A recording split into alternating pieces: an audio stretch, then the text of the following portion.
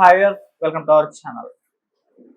Phone tapping వ్యవహారం తెలంగాణలో ఎంత హాట్ టాపిక్ గా మారిపోవడం మనం చూసాము. అయితే ఇందులో కీలకంగా ఉన్న ప్రభాకర్ రావు ఎక్కడ అని ఇప్పుడు క్వశ్చన్ రైజ్ అవుతుంది. అంటే ఇవాళ గురువారం ఆయన అమెరికా నుంచి భారత్ కి రావాలి, ఇక్కడ విచారణలో పార్టిసిపేట్ చేయాలి. కాకపోతే ఇప్పటి వరకు రాలేదు.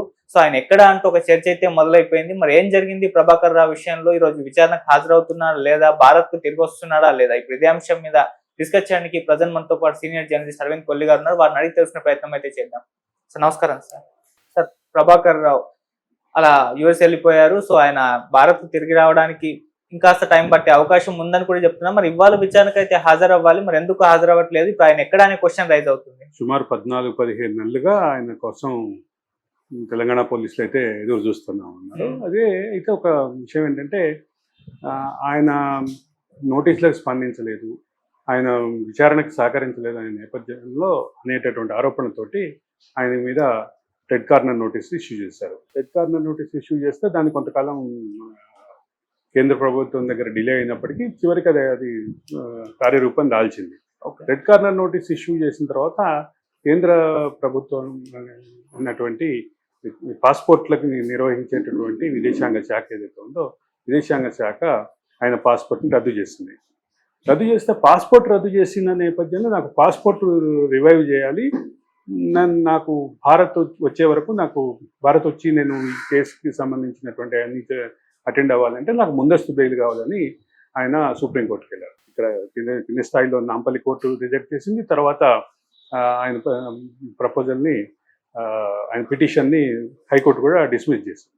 డిస్మిస్ చేసిన నేపథ్యంలో ఆయన సుప్రీంకోర్టుకి వెళ్ళిన నేపథ్యంలో సుప్రీంకోర్టు ఈ వెసులుబాటు ఇస్తూ, అంటే ఆయన్ని ట్రావెల్ పర్మిట్ ఇస్తూ, అదే సందర్భంలో ఆయన్ని అరెస్ట్ చేయొద్దు, ఆయన పోలీసులకి పూర్తిగా సహకరించేలాగా చేయాలి, అరెస్ట్ దిశగా వెళ్ళొద్దు, అది అమెరికాలో అరెస్ట్ చేయొద్దు, ఎట్ ద సేమ్ టైం ట్రావెల్లో కూడా అరెస్ట్ చేయొద్దు, ఎయిర్పోర్ట్లో కూడా ఇమిగ్రేషన్ కూడా అరెస్ట్ చేయొద్దు అనేది ఒక రిక్వెస్ట్ చేసినటువంటి ఆయన రిక్వెస్ట్ని ఆమోదిస్తూ హైకోర్టు ఒక వెసులుబాటు కల్పించింది, సుప్రీంకోర్టు ఒక వెసులుబాటు కల్పించింది. సుప్రీంకోర్టు ఇచ్చినటువంటి వెసులుబాటులో ఇంకోటి కూడా క్లియర్గా చెప్పారు, ఆయన దీన్ని దుర్వినియోగపరచొద్దు, అంటే దీన్ని ఒక అడ్వాంటేజ్గా తీసుకోవద్దు అని చెప్పారు. అదే సందర్భంలో ఆయన రాజకీయ శరణార్థిగా వేసినటువంటి పిటిషన్ కూడా రిజెక్ట్ అయింది కాబట్టి సుప్రీంకోర్టుకి వెళ్ళారు. సుప్రీంకోర్టు ఈ వెసులుబాటు ఇచ్చింది. ఈ వెసులుబాటుకి ఇచ్చినటువంటి క్రమంలో ఒకటైతే క్లియర్, ఆయన అరెస్ట్ చేయడానికి లేనప్పటికీ ఆయన నుంచి పూర్తిగా సమాచారాన్ని రాబట్టడానికి తర్వాత సుప్రీంకోర్టు ఇచ్చినటువంటి వెసులుబాటు సమయం అయిపోయిన తర్వాత ఆయన అరెస్ట్ చేసేటువంటి అవకాశాలు ఉన్నాయి అనేది క్లియర్. రెండోది, ఆయన కాసిం రజ్వీతో పోలుస్తూ కాసిం రజ్వీగా పనిచేసినటువంటి ప్రభాకర్ రావుని వదిలిపెట్టను, ఏ దేశంలో పారిపోయినా నేను పట్టుకొచ్చి మళ్ళీ ఆయన మీద విచారణ జరిపిస్తాను అని చెప్పినటువంటి రేవంత్ రెడ్డి అభిప్రాయాన్ని కోట్ చేస్తూ ఆయన సుప్రీంకోర్టులో ఆ పిటిషన్లో ఆ పాయింట్ కూడా కోట్ చేశారు. అంటే ఆయన ట్రావెల్ టైంలో కూడా ఆయనని హ్యాండ్ కప్స్ వేసి కాళ్ళకి బేడీలు వేసి తీసుకొచ్చేటటువంటి అవకాశం ఉంది అనేది ఆ రకమైనటువంటి అభిప్రాయం ప్రభుత్వాధినేతల దగ్గర ఉంది. కాబట్టి ఆ రకమైనటువంటి ఈ అంశాన్ని మరింత తీవ్రంగా ఆలోచించి సుమారు 30-35 సంవత్సరాలు పోలీస్ శాఖలో ఉన్నతాధికారిగా ఉన్న తాను అటువంటి ఇబ్బందికరమైనటువంటి అవమానకరమైనటువంటి పరిస్థితి ఎదుర్కోవడానికి సిద్ధంగా లేను అని చెప్తూ ఆయన చెప్పినటువంటి మరో మాట, పిటిషన్లో పెట్టినట్టు మరో మాట ఏంటంటే అందుకు కూడా ఆస్కారం లేకుండా ముందస్తు బెయిల్ ఇవ్వమని. ముందస్తు బెయిల్ ఇవ్వకుండానే ట్రావెల్ పర్మిట్తో పాటు ఆయనకి పాస్పోర్ట్ పునరుద్ధరించాలని చెప్పారు.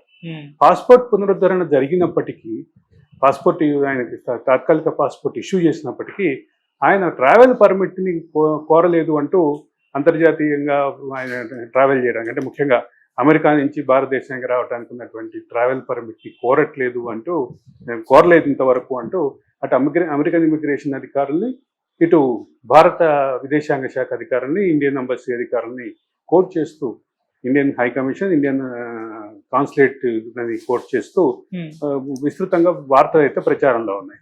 ఈరోజు వస్తాడనుకున్నటువంటి మనిషి, తానే వస్తాను పలానా రోజు అని చెప్పి విచారణకు చెప్పిన మనిషి, ఆయన ఎక్కడ ప్రయాణం చేసినట్టు కానీ, ప్రయాణ అనుమతి పొందినట్టుగా, వీసా తాత్కాలిక వీసా లేదా తాత్కాలిక ట్రావెల్ పర్మిట్ కానీ పొందినట్టు కానీ ఎక్కడ దాఖలాలు లేవు. కాబట్టి ఆయన ఎక్కడ, ఆయన ఉద్దేశం, ఆయన మనసులో ఏముంది అనేటటువంటి అంశం ఖచ్చితంగా చర్చనీయాంశంగానే ఉంది అని చెప్పక తప్పదు. ఓకే. సో ఆయన ఇప్పుడు ఇండియా తిరిగి వస్తే బీఆర్ఎస్ కు చిక్కులు తప్పవని కూడా చాలా మంది అభిప్రాయాలు వ్యక్తం చేస్తున్నారు సార్. మరి అసలు కొన్ని విమర్శలు కూడా ఉన్నాయి. ఆయనతో పాటు రాజీకి ఆయనని ఏం మాట్లాడాలో చెప్పడం కోసం ఆయనతోటి మాట్లాడటం కోసమే కేటీఆర్ అమెరికా వెళ్ళాడనే అంటే రాజకీయపరమైన విమర్శలు కూడా ఉన్నాయి, ఆరోపణలు కూడా ఉన్నాయి. కాబట్టి దీనికి ఈ సుదీర్ఘమైనటువంటి చర్చకి ఆరోపణలకి పరిష్కారం ఎక్కడా సమాధానం లేనప్పటికీ ఏదేమైనా ఒకటైతే క్లియర్, ఒక పక్కన ప్రభాకర్ రావు రాక కోసం కేసీఆర్ అనుకూలు, కేసీఆర్ వ్యతిరేకులు కూడా ఎదురు చూస్తున్నారని చెప్పక తప్పదు. అంటే ఒకప్పుడు ఫోన్ ట్యాపింగ్ వ్యవహారం చాలా హాట్ టాపిక్ గా మారింది స్టార్టింగ్ లో. రీసెంట్ టైంలో అది కాస్త దాని మీద పెద్ద చర్చలు ఏం జరగలేదు. ఇప్పుడు ప్రభాకర్ రావు ఎంట్రీతో మరొకసారి ఇది అంటే ఇక్కడ ఫోన్ ట్యాపింగ్ వ్యవహారంలో ఒక ముఖ్యమైనటువంటి అంశం ఏంటంటే, ఈ ఫోన్ ట్యాపింగ్ సంబంధించినటువంటి ఆధారాలను ధ్వంసం చేసినటువంటి కేసు మాత్రమే ఇప్పుడు నడుస్తోంది. ఫోన్ ట్యాపింగ్ ఆధారంగా మెయిన్ క్రైమ్ అయినట్టు ఫోన్ ట్యాపింగ్ ఆధారంగా జరిగినటువంటి ఇతర క్రైమ్స్, వరుస నేరాలకు సంబంధించినటువంటి ఆరోపణలు, ఈ అంశానికి సంబంధించినటువంటి సపరేట్ కేసులు బుక్ కావాల్సిన అవసరం. అందులో ఒకటి లాస్ట్ టైం మనం మాట్లాడుకున్నట్లుగా నల్గొండ జిల్లాలో మహిళలను లైంగిక దోపిడీకి గురి చేశారంటూ కొంతమంది కానిస్టేబుల్ మీద ఒక కేసు బుక్ అయినట్టుగా సమాచారం అయితే ఉంది. దానికి సంబంధించినటువంటి అంశం కూడా విస్తృతంగా చర్చలో అయితే ఉంది. కాబట్టి వీటన్నిటికీ పరిష్కారం ఇన్ని వరుస కేసులు, ఇప్పుడు ఒక